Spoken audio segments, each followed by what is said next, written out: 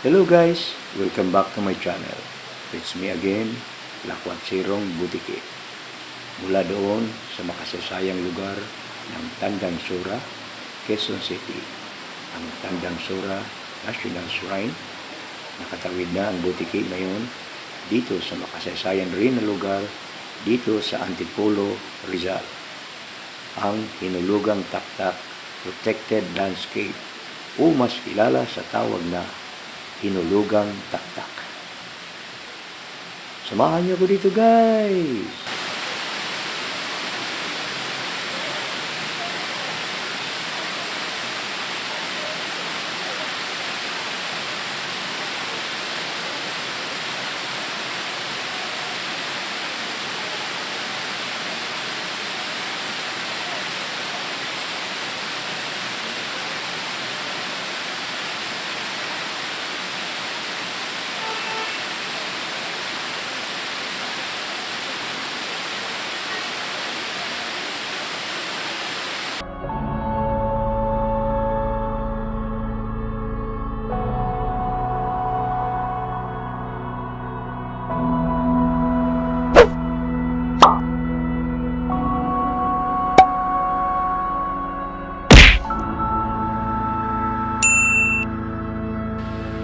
Hinulugang Taktak Protected Landscape, also known as Hinulugang Taktak, is a protected area located in Antipolo, Rizal.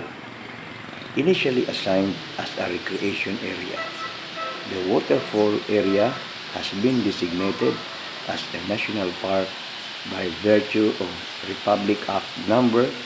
6964 in 1990. 10 years later, it became a protected landscape in accordance to Proclamation No. 412.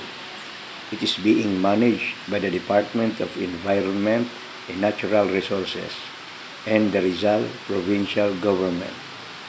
As of 2003 and 2004, Hinulugang Taktak is the second most popular national park in the Philippines in terms of number of visitors.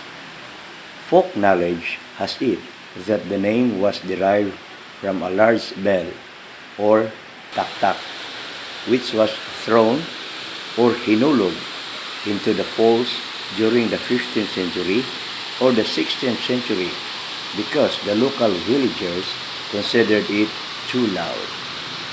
Since then, it has become known as Hinulugang Taktak, or the place where the bell fell. Being one of the Antipolo's iconic destinations, the other being the Antipolo Cathedral, Hinulugang Taktak is featured in the hymn Antipolo, composed by Herman San Jose in 1929.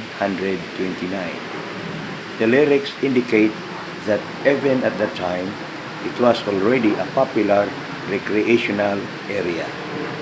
On July 15, 1952, 5 lots with a total area of 0.85 hectares were reserved as a recreation area under the administration of the Antipolo Municipal Government. The largest lot came from the property of James O'Hara and Concepcion Francisco, while the rest of the lots came from the properties of Concepcion Leyva E. Banson and the Manila Railroad Company. Beginning in the 1960s, the waters have been slowly polluted. To stop the degradation of the falls, it was designated as a national park on September 18, 1990. As part of its conversion into a national park, the reserve area was increased to 3.2 hectares. The rehabilitation began as early as 1991.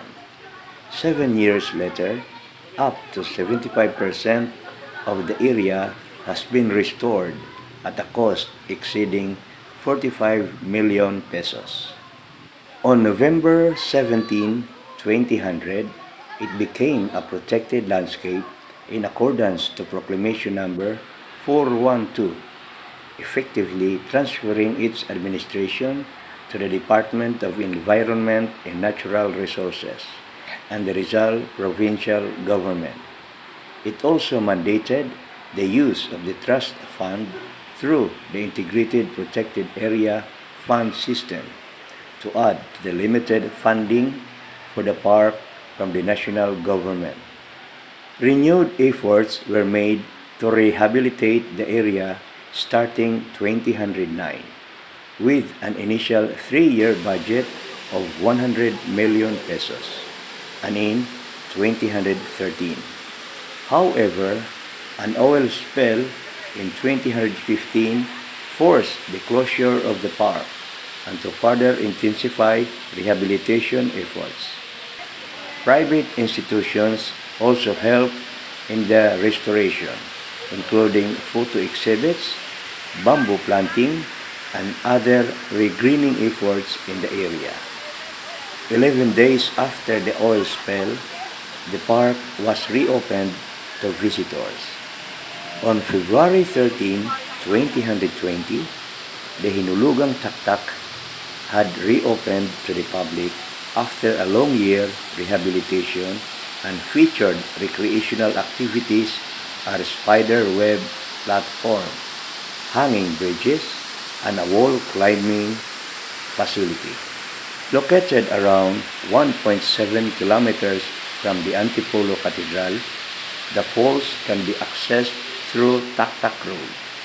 The park contains the headwaters of the Sapang Baho River, also known as Antipolo River and Taktak River, which flows to Laguna de Bay through the Mangahan floodway. Due to the accumulated water pollution, it was deemed unsafe for recreational purposes such as swimming. The falls have a height of 70.5 feet and a width of 84.6 feet. The rocks beneath the quaternary soil are Miocene layers. However, the area itself is susceptible to erosion, landslides, and earthquakes. There are at least 11 species of trees in the area, including Sina spectabilis, Cananga odorata, Swietenia macrophylla, Heterocarpus indicus, Chrysophyllum cainito, Artocarpus heterophyllus, Persea americana, Sanduricum cuitjati, Mangifera indica, Aberrua bilimbi, and Cocos nocifera. While there are no reports of endemic or endangered species present, animal species in the area include Varanus salvator, Python reticulatus, and Draco volans. Facilities began to be built as part of the continuing rehabilitation effort starting in the 2002. Due to water pollution, the river itself was deemed unsafe for swimming. As an alternative, a nearby pool was constructed for swimmers. Private resorts and hotels have also been built near the area. Since its designation as a national park and its consequent rehabilitation, visitors have steadily increased from 45,563 in 1995 to 83,431 in 2004. This raised the profile of Hinulugang Taktak as the nation's second most popular national park, following the Ninoy Aquino Parks and Wildlife Center. As of 2008, it also recorded the third largest income for any protected area in the Philippines, with 11.1 million pesos, following the Ninoy Aquino Parks and Wildlife Center first, and the Mount Apo Natural Park 2nd.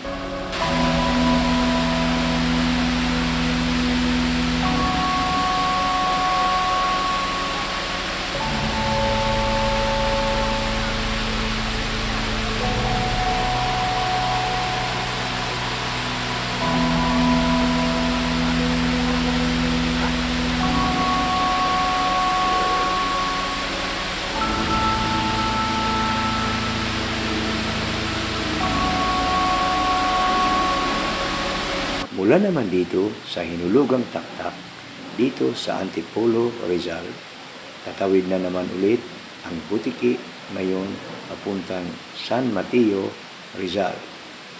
This time, dadayuhin ko muna yung sinabi ng iilang mga siklista na Timberland Heights at masubukan na rin kung gaano katarik at mahirap daw umahon dyan sa Timberland Heights. Abangan niyo ko doon, guys! Bye-bye!